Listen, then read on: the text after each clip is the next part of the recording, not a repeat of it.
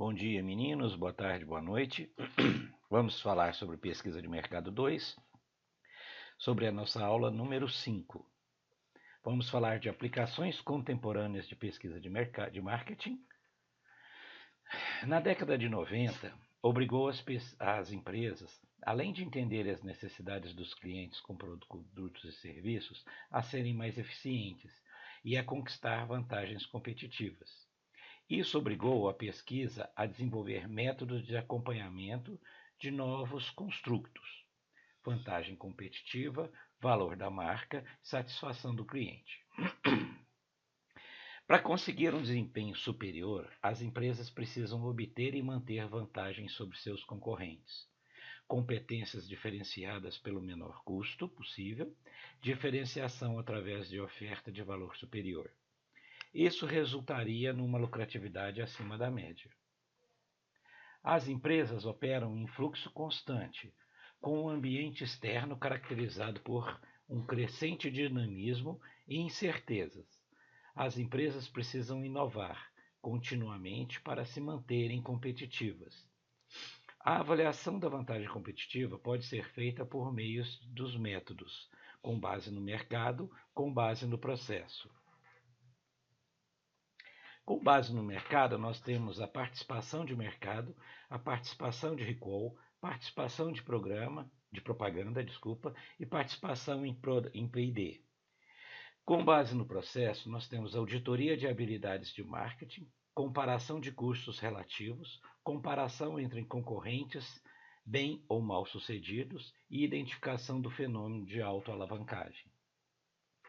Falando sobre participação de mercado, baseia-se na percentagem de venda de um determinado produto sobre o total comercializado pela categoria.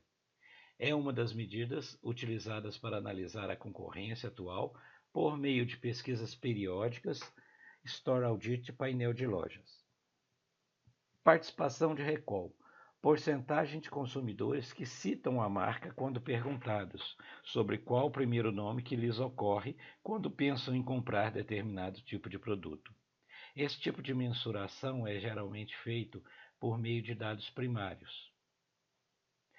Participação de propaganda é a percentagem de espaço na mídia que uma marca ocupa em relação ao total do seu setor. Mídia por meio de gastos com publicidade via dados secundários ou primários.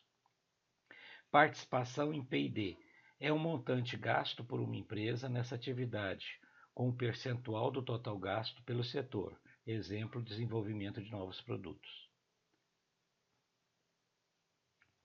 Já na avaliação com base no processo, a auditoria de habilidades de marketing consiste em um exame periódico sistemático amplo e independente da unidade de atividades de marketing de uma empresa, devendo ter como base uma orientação ao consumidor ou enfocar a sua satisfação.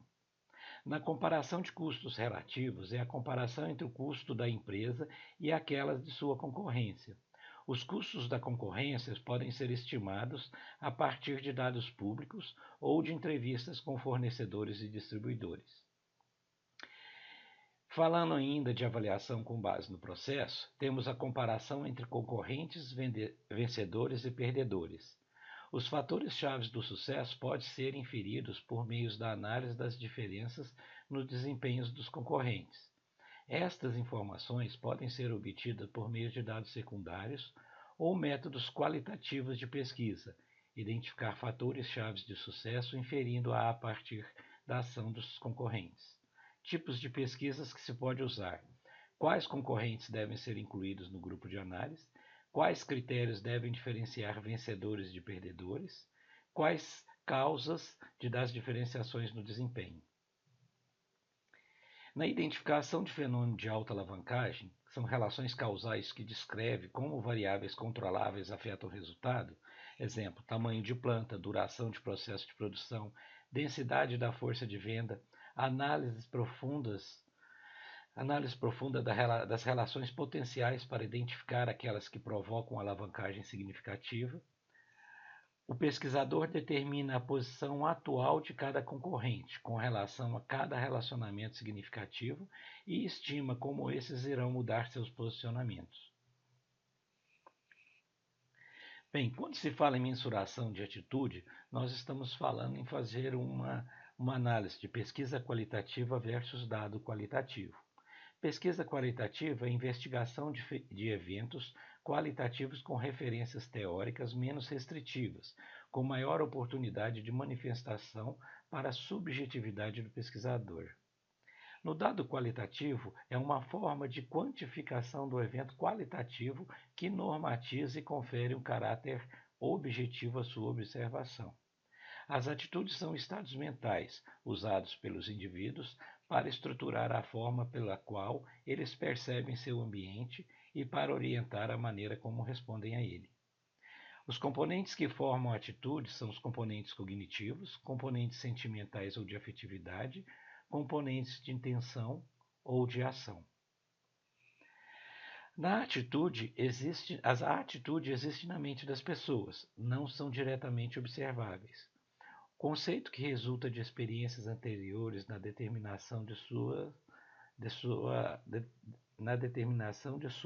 determinação comportamental. Apesar da atitude estar ligada à imagem percebida pelo consumidor, muitas vezes precisamos mensurá-la para podermos analisá-la.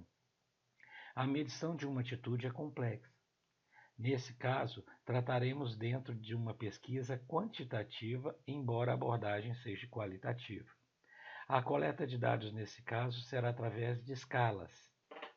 A mensuração de atitudes pode ser definida como um processo padronizado de atribuição de números ou outros símbolos a certas características de objeto de interesse, de acordo com algumas regras pré-definidas. A mensuração é geralmente feita com números. Características necessárias para o processo de mensuração: é preciso haver correspondência 1 a 1 entre o símbolo e a característica que está sendo mensurada.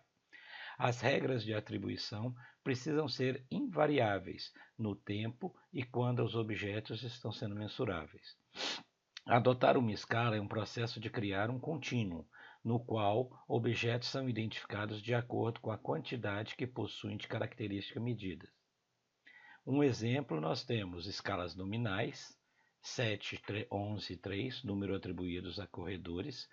Ordinal, que é a ordem de posto, é uma classificação, primeiro, segundo, terceiro e quarto colocado.